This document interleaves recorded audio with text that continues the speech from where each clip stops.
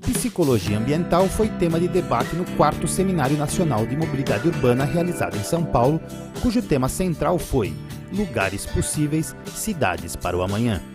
Conversamos com Gustavo Massola, professor doutor em Psicologia Social pela USP, que falou sobre a falta de planejamento das cidades enquanto polo de atração das populações.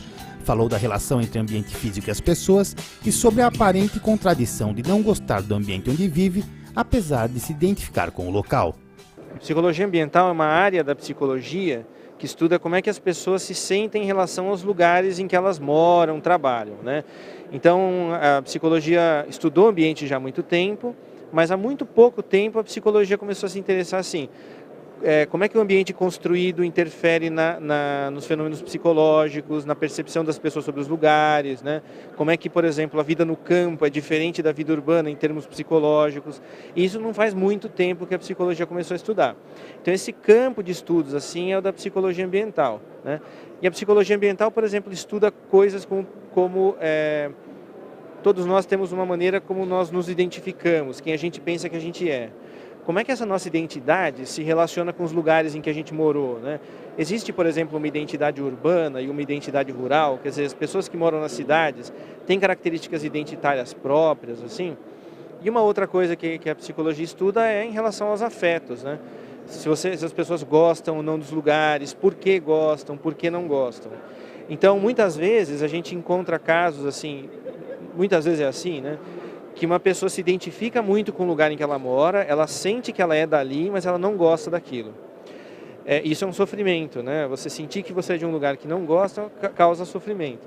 E por outro lado, às vezes a gente gosta muito de lugares com os quais a gente não se identifica, né? Então, eu não sou um caiçara, um habitante da praia, mas eu gosto da praia, por exemplo, ou alguma coisa assim.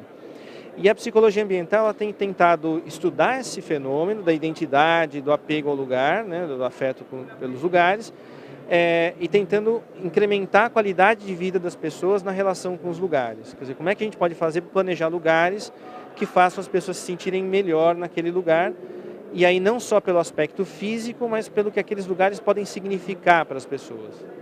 Você falou sobre o desplaçamento, né, forçado, acho que na Colômbia, né, se eu não me engano.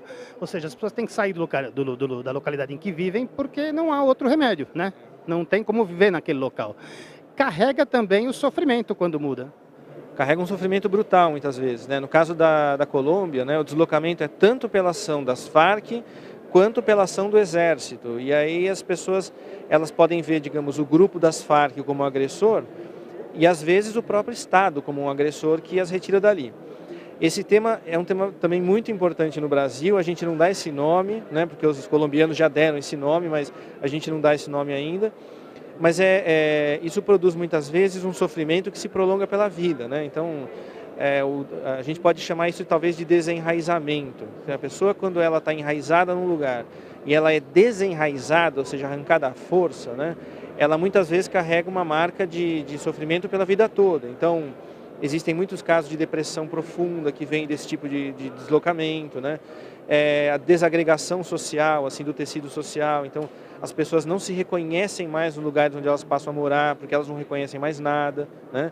Então, isso produz um sofrimento brutal que muitas vezes a pessoa arrasta até o final da vida dela, né? E aí a gente poderia pensar, né? Como é que a gente faz? Quando não é um ato de violência, como é que a gente pode fazer para que alguns deslocamentos que tenham que acontecer, né, causem menos sofrimento, né? E por outro lado, como é que a gente pode fazer para respeitar aqueles grupos, aquelas comunidades que não querem se deslocar, que eles querem permanecer nos lugares em que moram, né? Então, como permitir que essas coisas sejam respeitadas nas pessoas, né?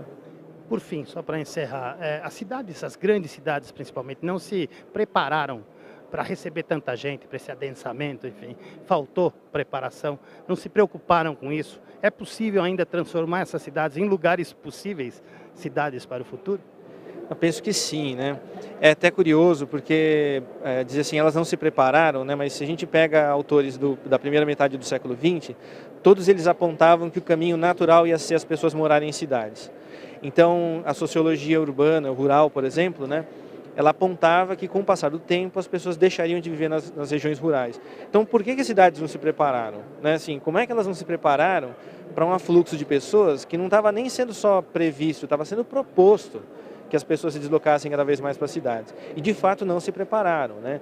Então a gente tem uma cidade, né, uma região como São Paulo, né, a cidade estendida, né, na Grande São Paulo, com 20 milhões de habitantes, né, uma porcentagem altíssima morando em condições que são violentas, assim, elas sabem que onde elas moram, aquele lugar onde elas moram, mesmo que elas gostem dali, elas sabem que aquilo é fruto de uma violência contra elas, né?